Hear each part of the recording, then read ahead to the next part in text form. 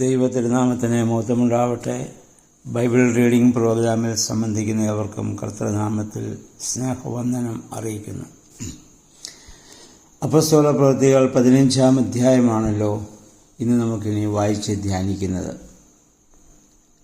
14-ാം അധ്യായത്തിലെ പൗലോസ് ശ്ലീഹായും ബർന്നബാസും ഒക്കെ ചേർന്ന് കർത്താവിൻ്റെ സുവിശേഷം കൂടുതൽ പ്രവർത്തിക്കുന്നു. അതിനു മുൻപ് പത്രോസ് ശ്ലീഹായ്ക്കുണ്ടായ ദർശനം, അങ്ങനെ വിജാതികളൊക്കെയും സഭയോട് ചേർന്നുകൊണ്ടിരിക്കുന്ന കാര്യങ്ങളാണ് നമ്മൾ വായിച്ചത്. 15-ാം അധ്യായത്തിൽ യഹൂദന്മാരിൽ നിന്ന് അല്ലെങ്കിൽ പരിച്ഛേദനയേറ്റവരിൽ നിന്ന് ക്രിസ്ത്യാനികളായ ആളുകളും വിജാതികളായവരെ ആ സഭയോട് ചേർക്കുന്നതുമായി ബന്ധപ്പെട്ടൊരു വലിയ തർക്കമാണ് നടക്കുന്നത്. യഹൂദിയയിൽ നിന്ന് ചില ആളുകൾ വന്ന് മോശയുടെ നിയമം അനുസരിച്ച് പരിച്ഛേദനം ചെയ്യാതെ ക്രിസ്ത്യാനികളായി യേശുവിൽ വിശ്വസിച്ചാൽ അവർക്ക് രക്ഷ പ്രാപിക്കാൻ സാധിക്കുകയില്ല എന്ന വലിയൊരു തർക്കം ഉണ്ടായി. പൗലോസും ബർന്നബാസും അത് സമ്മതിച്ചില്ല. ഇവിടെ ആ പൗലോസ് ശ്ലീഹായെ നമുക്കറിയാം, ആദ്യം ക്രിസ്തുവിൽ വിശ്വസിക്കുന്നവരെ പീഡിപ്പിച്ച് നടന്ന ആളാണ്. ദൈവവിളിയാൽ അദ്ദേഹം ക്രിസ്തുവിലേക്ക് തിരിഞ്ഞ് ക്രിസ്തുവിന് വേണ്ടി ജീവിക്കുന്ന ഒരു വ്യക്തിയാണ്. ഈ വലിയ ഒരു തർക്കം ഉണ്ടായപ്പോൾ അവരെ യെരുശലേമിലേക്ക് പോയി അപ്പോസ്തലന്മാരുമായി വിഷയം ചർച്ച ചെയ്യുവാനായിട്ട് പൗലോസും ബർന്നബാസും ഒക്കെ അവിടെ തീരുമാനിക്കുന്നു, അവിടെ ചെല്ലുന്നു. അങ്ങനെ അപ്പോസ്തലന്മാരും എല്ലാവരും കൂടെ കൂടുന്ന ആദ്യത്തെ സുന്നഹദോസ് അഥവാ സിനഡ് എന്നറിയപ്പെടുന്നത്, ക്രൈസ്തവ സഭയിലെ ആദ്യത്തെ സിനഡ് അഥവാ സുന്നഹദോസാണ് 15-ാം അധ്യായത്തിൽ നമ്മൾ വായിക്കുന്നത്. പരിശുദ്ധാത്മാവ് സ്ഥിരവാസന വന്നതിന് ശേഷം അപ്പോസ്തലന്മാരെല്ലാവരും കൂടി ഒന്നിച്ചുകൂടി ഒരു തർക്കം അവിടെ പരിഹരിക്കുകയാണ്.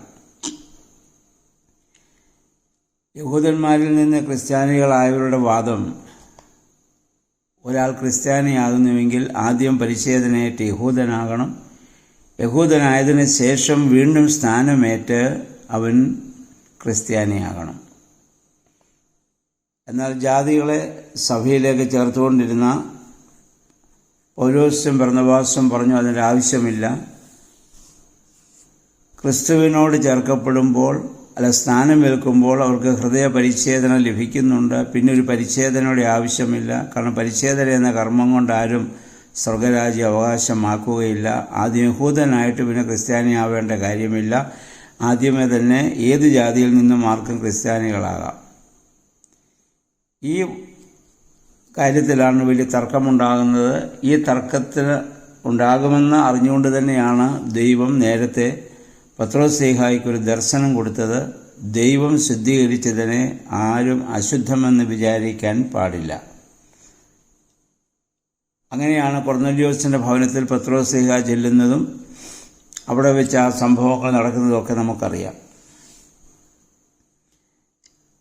നമ്മളൊരു കാര്യം ഇവിടെ മനസ്സിലാക്കേണ്ടത്, ഇവിടെ പൗലോസ് ശ്ലീഹാ ആദ്യം പറഞ്ഞ വാദമാണ് പത്രോസ് ശ്ലീഹായും അംഗീകരിക്കുന്നത്. കാരണം അവരെ നയിച്ചത് പരിശുദ്ധാത്മാവാണ്. വേണമെങ്കിൽ പത്രോസ് ശ്ലീഹായ്ക്ക് പൗലോസിനോട് ചോദിക്കാമായിരുന്നു, നീ എന്നാണ് ക്രിസ്ത്യാനിയായത്? യേശുക്രിസ്തുവിൻ്റെ പരിശുദ്ധ ശുശ്രൂഷയുടെ ആരംഭകാലം മുതൽ കർത്താവിൻ്റെ കൂടെ ചേർക്കപ്പെട്ടവനാണ് ഞാൻ. സഭയുടെ ഉത്തരവാദിത്വം യേശു തമ്പുരാൻ എന്നെയാണ് ഏൽപ്പിച്ചിരിക്കുന്നത്. അതുകൊണ്ട് ഞാൻ പറയുന്നത് നീ കേട്ടാൽ മതി എന്ന് വേണമെങ്കിൽ പൗലോസിനോട് പറയാമായിരുന്നു. പക്ഷെ ഇവിടെ അങ്ങനെയൊന്നും സംഭവിക്കുന്നില്ല. വാസ്തവത്തിൽ പൗലോസ് ശ്ലീഹാ ആദ്യം പറഞ്ഞതാണ് പിന്നീട് പത്രോസും അപ്പോസ്തലന്മാരും ഒക്കെ സ്വീകരിക്കേണ്ടി വരുന്നത്. ഇവിടെ ആര് ആദ്യം വന്നു ആര് പിന്നെ വന്നു എന്നൊരു ചോദ്യം ഇവിടെയില്ല. ഇവർ തമ്മിലൊരു തർക്കമില്ല. കാരണം അവരെ നയിച്ചത് പരിശുദ്ധാത്മാവാണ്. പരിശുദ്ധാത്മാവിനാൽ നയിക്കപ്പെടുമ്പോൾ തങ്ങളിൽ ആര് വലുതെന്നൊരു ചോദ്യം അവിടെയില്ല.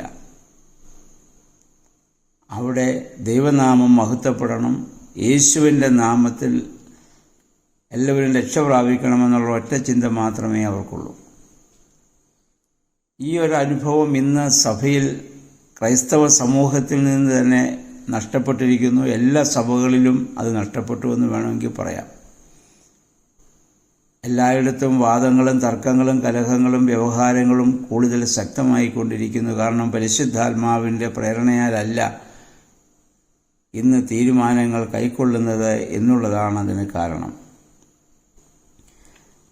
നമ്മൾ വായിക്കുന്ന ഇവർ തമ്മിൽ ആദിമസഭയിൽ ഈ വിഷയം പരിഹരിക്കാൻ വേണ്ടി അവർ കൂടുന്നു. വലിയ തർക്കങ്ങൾ അവിടെ നടന്നതായി നമ്മൾ വായിക്കുന്നു. 6-ാം വാക്യം. ഈ കാര്യം പരിഗണിക്കുവാൻ അപ്പോസ്തലന്മാരും ശ്രേഷ്ഠന്മാരും ഒരുമിച്ച് കൂടി വലിയ വാദപ്രതിവാദം അവിടെ നടന്നു. അപ്പോൾ പത്രോസ് ശ്ലീഹ എഴുന്നേറ്റൊരു പ്രസംഗം അവിടെ നടത്തുന്നുണ്ട്.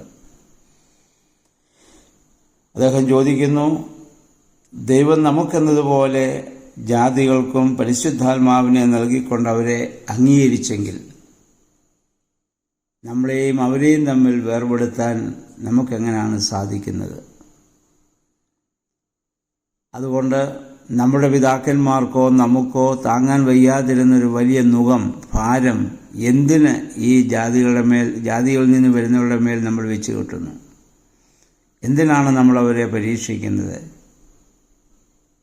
അവരെ പോലെ തന്നെ നാമും രക്ഷ പ്രാപിക്കുന്നത് കർത്താവായ യേശുവിൻ്റെ കൃപയാലാണെന്ന് നാം വിശ്വസിക്കുന്നു. അപ്പോൾ അങ്ങനെ പത്രോസ് ശ്ലീഹ ഒരു വലിയ പ്രസംഗം അവിടെ നടത്തി. അപ്പോൾ പൗലോസും ബർന്നബാസും തങ്ങളുടെ കൈകളാൽ ജാതികളിൽ നടന്നപ്പെട്ട അത്ഭുതങ്ങളെക്കുറിച്ചും അടയാളങ്ങളെക്കുറിച്ചും പ്രസ്താവിച്ചു. അത് കഴിഞ്ഞപ്പോൾ അതിൻ്റെ അധ്യക്ഷനായിരുന്ന യാക്കോബ് അദ്ദേഹത്തിൻ്റെ അധ്യക്ഷതയിലായിരുന്നു ആ യോഗം അവിടെ കൂടിയത്. യാക്കോബ് എന്ന് പറയുന്നത് കർത്താവിൻ്റെ സഹോദരനായ യാക്കോബാണ്.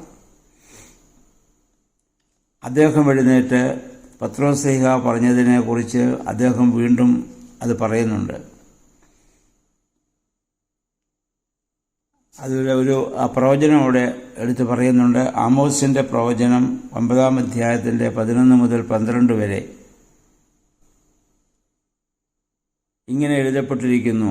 ഇതിന് ശേഷം ഞാൻ തിരിച്ചു വരും, ദാവീദിൻ്റെ വീണുപോയ കൂടാരം ഞാൻ വീണ്ടും പണിയും, അതിൻ്റെ അവശിഷ്ടങ്ങളിൽ നിന്ന് ഞാനതിനെ പുതുക്കി പണിയും, അതിനെ ഞാൻ വീണ്ടും ഉയർത്തി നിർത്തും. കർത്താവ് അരുളി ചെയ്യുന്നു, ശേഷിക്കുന്ന ജനങ്ങളും എൻ്റെ നാമത്തിന് പ്രതിഷ്ഠിക്കപ്പെട്ടിരിക്കുന്ന വിജാതീയരും കർത്താവിനെ അന്വേഷിക്കുന്നതിന് വേണ്ടിയാണിത്. അവിടുന്ന് പുരാതന കാലം മുതൽ ഇതെല്ലാം വ്യക്തമാക്കിയിട്ടുണ്ട്. ആമോസിൻ്റെ പ്രവചനം 9-ന്റെ 11 മുതൽ 12 വരെയുള്ള പ്രവചനമാണ് ഇവിടെ പൂർത്തീകരിക്കപ്പെടുന്നതെന്ന് അവർ ആ കൂടിയതായ സുന്നഹദോസിൽ വെച്ച് യാക്കോബും അവിടെ പ്രഖ്യാപിക്കുകയാണ്.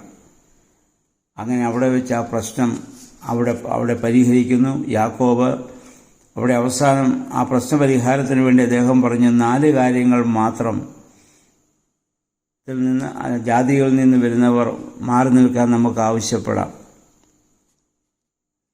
ഒന്ന്, ഇനി ക്രിസ്ത്യാനികളായിക്കഴിഞ്ഞാൽ പിന്നെ വിഗ്രഹങ്ങൾക്ക് അർപ്പിച്ച വസ്തുക്കൾ അവർ ഭക്ഷിക്കരുത്, രക്തം ഭക്ഷിക്കരുത്, കഴുത്ത് ഞെരിച്ചു കൊല്ലപ്പെട്ടവയുടെ മാംസം ഭക്ഷിക്കരുത്, വ്യഭിചാരം ചെയ്യരുത്. ഇതൊക്കെ ജാതികളുടെ ഇടയിൽ അന്ന് സാധാരണ നടന്നുകൊണ്ടിരുന്നതായ കാര്യങ്ങളാണ്. ഈ 4 കാര്യങ്ങളിൽ നിന്ന് മാത്രം നിങ്ങൾ മാറി നിൽക്കുക. ബാക്കി എല്ലാം മറ്റുള്ളവരെ പോലെ തന്നെ നമ്മളൊക്കെ ചെയ്യുന്ന പോലെ തന്നെ അവരും ചെയ്യട്ടെ എന്ന് പറഞ്ഞ് ആ പ്രശ്നം അവിടെ പരിഹരിക്കുകയാണ്. ഇവിടാണ് നമ്മൾ മനസ്സിലാക്കേണ്ടത്, പരിശുദ്ധാത്മാവിനാൽ നമ്മൾ നയിക്കപ്പെടുമ്പോൾ മാത്രമേ മറ്റുള്ളവരെ കൂടി അംഗീകരിക്കുവാനും അവരുടെ ആ പ്രശ്നങ്ങൾക്ക് പരിഹാരം കാണുവാനും നമുക്ക് സാധിക്കുകയുള്ളൂ. അന്നത്തെ അപ്പസ്തോലിക സുന്നഹദോസിൻ്റെ ആദ്യത്തെ തീരുമാനം ഈ പ്രശ്നപരിഹാരമാണ്.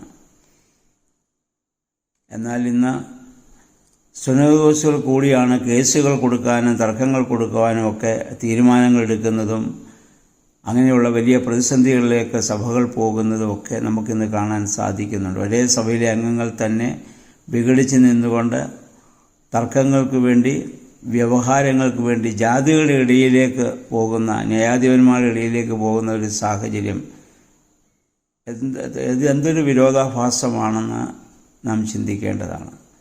കാരണം ഇന്ന് പരിശുദ്ധാത്മാവിനാൽ നയിക്കപ്പെടുന്നില്ല എന്നുള്ളതാണ് അതിന് പ്രശ്നം.